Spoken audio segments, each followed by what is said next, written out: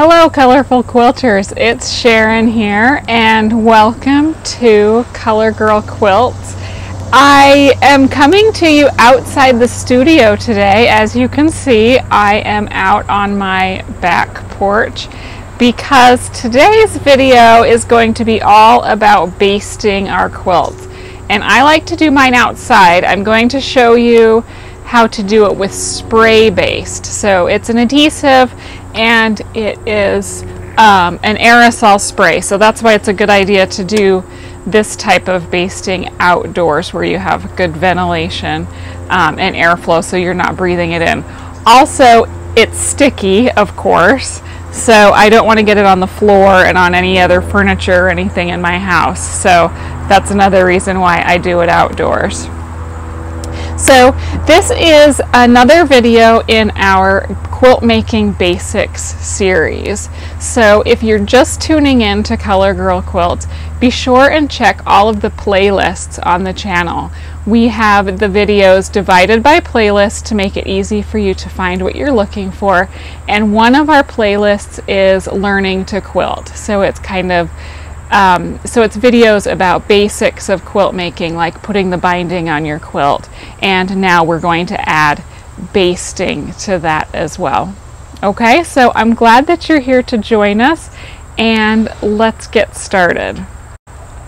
Okay, so for this method of basting your quilt, you are going to need, of course, the basting spray. I have a June Taylor brand, but there are several brands out there. I've tried different ones. The one thing to be aware of is that they don't keep, the spray basting doesn't keep very well once you've opened the canister and started using it. So keep that in mind. You may want to have several quilts to baste at once and try to use it up within a couple of weeks after opening it. Second, I have a package of basic thumbtacks or pins to use to hold my backing fabric down tightly. One of the critical things about basting your quilt is that you want all of the layers to be as absolutely smooth as possible so that when you go to do your quilting, you don't have wrinkles in the fabric in the top or the bottom. So I use thumbtacks to hold the backing down nice and tightly on all four sides, and I'll show you that to start out with. I also have a old throw pillow, and of course being outside there's going to be extraneous noises, so bear with me as an airplane flies over. I have an old throw pillow because I don't like kneeling on the hard surface. It hurts my knees. And I am also going to eventually kneel on the quilt and crawl around a little bit, and I want to make sure that I stay clean. My knees stay clean and my hands stay clean, so I sit on my pillow. Okay, so to prepare for basting, you are going to take the backing fabric of your quilt, and if your quilt is very big, you're going to need to piece the backing to make it big enough, or use an extra wide piece of fabric as opposed to your standard 42 inches. Now, luckily this quilt I'm working on is pretty small, and so I was able to use a piece of fabric that's a single width of fabric from selvage to selvage, and then I just cut it as long as my quilt, but I also added about 6 inches. You're going to need to make sure that your batting and your backing fabric is always slightly larger than your quilt top. For machine quilting on your own machine at home, my experience is that your backing and batting don't have to be too much bigger than your quilt top. It can be 2 to 3 inches all the way around the quilt. If you're taking your quilt to a long arm quilter, you're not going to be doing this basting process, but you'll want to have your backing and batting a little bit larger than that. Long arm quilters like to have around 8 inches total, so they have about 4 inches all the way around. So keep that in mind. So quilting on your domestic machine, you just don't need it to be that much bigger, I've found. So my backing piece, I have my backing piece laid down on the floor face down. So I'm looking at the wrong side of the fabric here. Okay, and then of course, same thing with my batting. I cut a piece that is slightly larger than my quilt top all the way around. It's a little bit of a wider piece, so I've got more on the sides, but only like 2 to 3 inches on the top and bottom, but that should be plenty for me. Okay, and then of course I have my quilt top.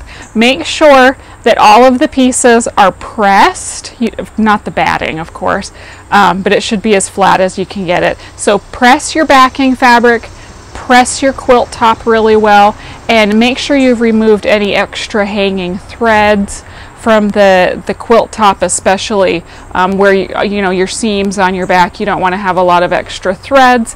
And as we get started, I'll mention too to check your batting as you go and remove any extra threads and lint and things that are on the batting, so that you have everything as clean as possible. Okay, so the first step, once we have all of our pieces ready, I'm going to just kind of fold up the quilt top and batting because I want to have more access to the backing to show you how I tack it down. So get out your thumbtacks, and you're going to need quite a few. I always feel like it's better to use more than less to make sure that your fabric is nice and taut and also straight.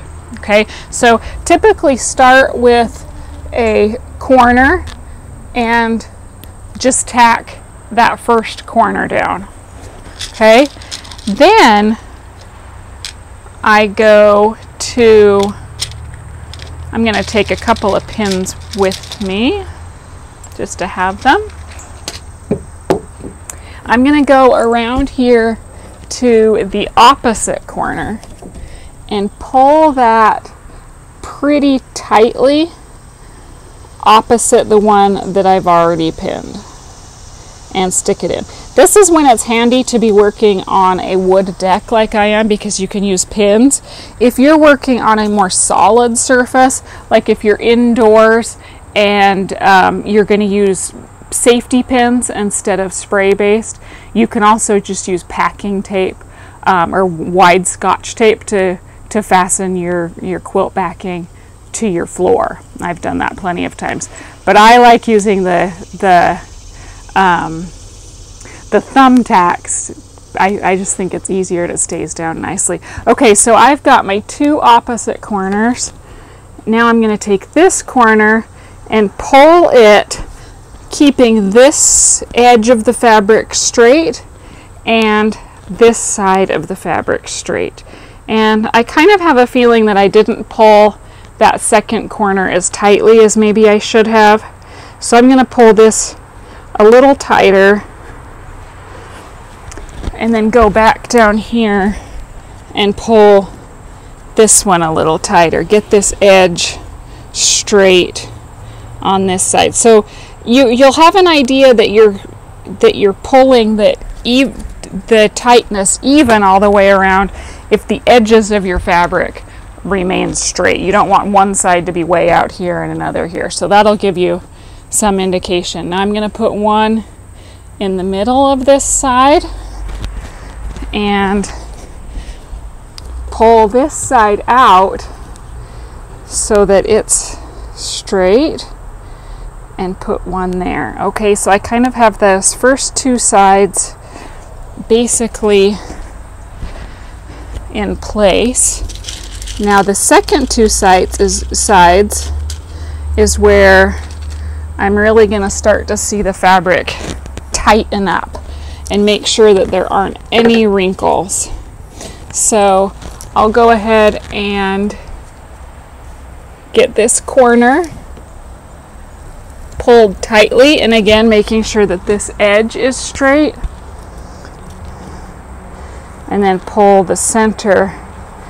And I have a sense that I could make it tighter, so I think I'm going to pull this one tight. So again, I've got a pin on the opposite side, so I want to make sure that I'm pulling this to get that really tight through the middle.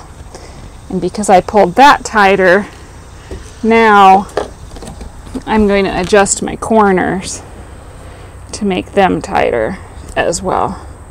And again, like you're not necessarily wanting to stretch your fabric, but you do want it to be really nice and tight, because you'll be surprised how much give the fabric really has. And if you have too much give, then you're going to end up with wrinkles on your quilt back, and you'll sew puckers into it when you quilt.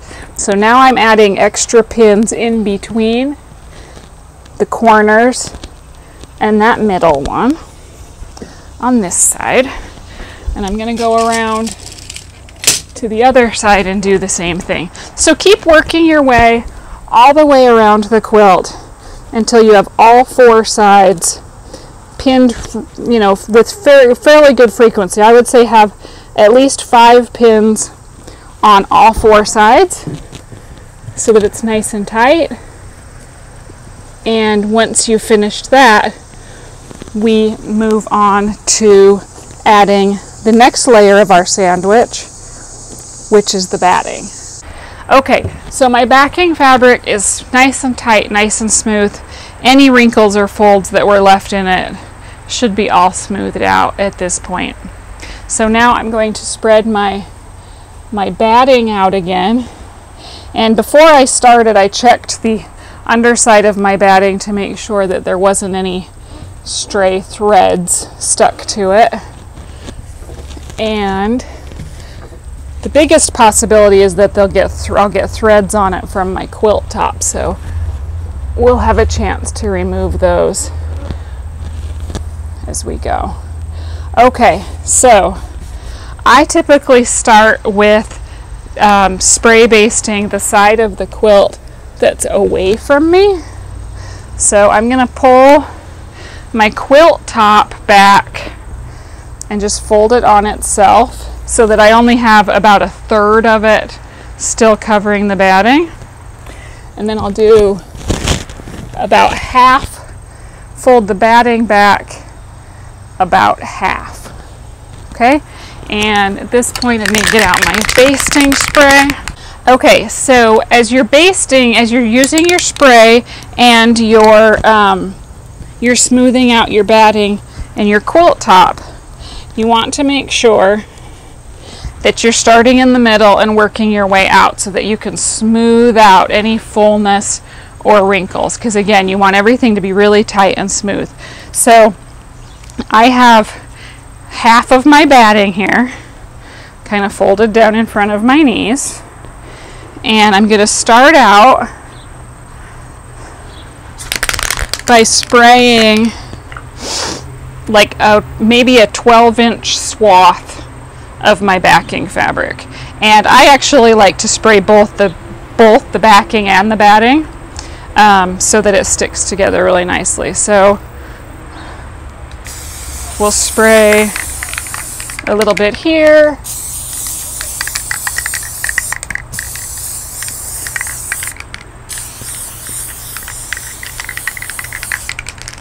And you want to be pretty generous with your spray.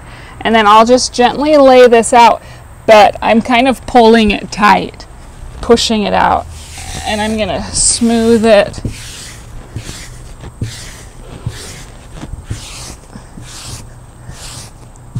so that that adhesive really sticks. Okay, and then I'll take it, fold it back. You see how that's already stuck there? And I'll do the same thing with the next section.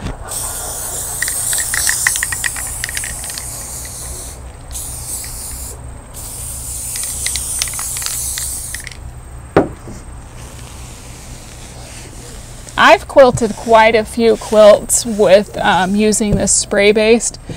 You know, I resisted using it for a long time. I don't know what, there was something about it that just kind of made me nervous. I didn't know if it would gum up my needles or if it would discolor the quilt fabric over time or just what. I guess that was kind of the purist in me, was skeptical. But since I started doing it, I really love it. Of course, you can do these steps with pins as well, where you just do all 3 of your layers and then pin the top. I found that I just dreaded that because it hurt my back so much if their quilt was, I mean, very big at all, just because of crawling around and leaning over it so much. And this is just so fast.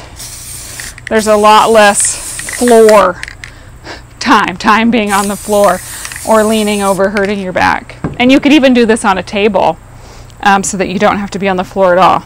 Okay, so same step with the top. I'm pulling it tighter. Now the top is a little bit trickier. You want to make sure that you get it tight, but that you don't stretch your piecing. So I usually, when I'm doing this, you'll see that I kind of do it in sections and smooth it out. And I'm paying attention to the seam lines on my actual quilt to make sure that when I'm smoothing it out, I'm getting the pieces straight and I'm not causing them to be distorted or anything. Okay.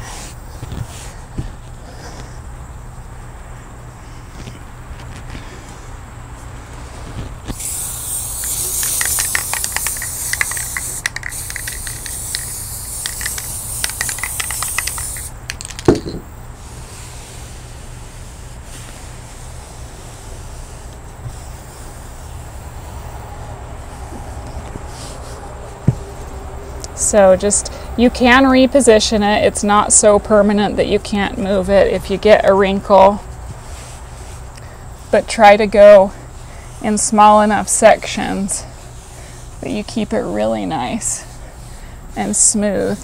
And again, it's going to look pretty tight like the back, and you want that so that there isn't any chance for give as you stitch into it. You don't want to be able to have any give in the fabric so that it creates wrinkles. You want it to be pretty tight. Okay, so I have that side. I am going to come around to the other side of the quilt and do the exact same thing on the other side.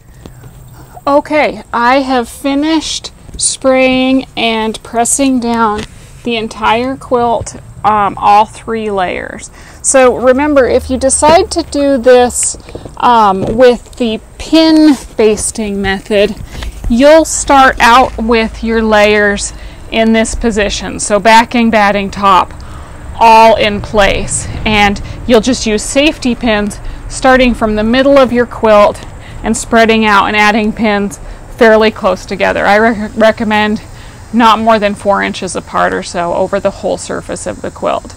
And then that keeps the layers together, the smoothness in it, so that when you take up your push pins or your tape and release the backing fabric, it all stays right where you want it and as smooth as possible. So the advantage that I find, the reason that I prefer the spray basting is because then you don't have the pins to sew around or to remove as you go. It's a small thing, but I just like that it kind of makes the basting more speedy. Like I said before, it doesn't kill your back crawling around putting the pins and everything, but it also, I think, speeds up the quilting a little bit because you don't have to deal with all the pins. So for my last step, I always hate to release the pins or the tape because the quilt always looks so pretty like this. It's so smooth and ready to go.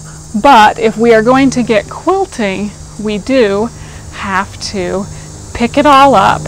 And first thing I'm going to do, once I take out all my push pins, fold up my quilt, and take it into my studio, I'm going to put it right on my ironing board and iron the whole thing, press the whole thing as well, the front and the back.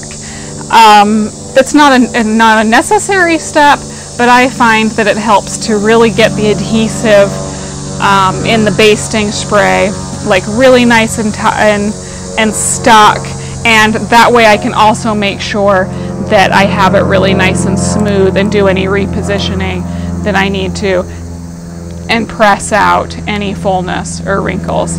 So that is going to be my next step into the ironing board, and then I will set up my machine to start quilting this beauty. So I hope that this video has been useful to you if you are a beginner quilter, or if you were like me and skeptical of spray basting, or just wanted to try a new technique. Hopefully this is something that you'll try and love. So let's get those quilts finished. No more tops just laying around.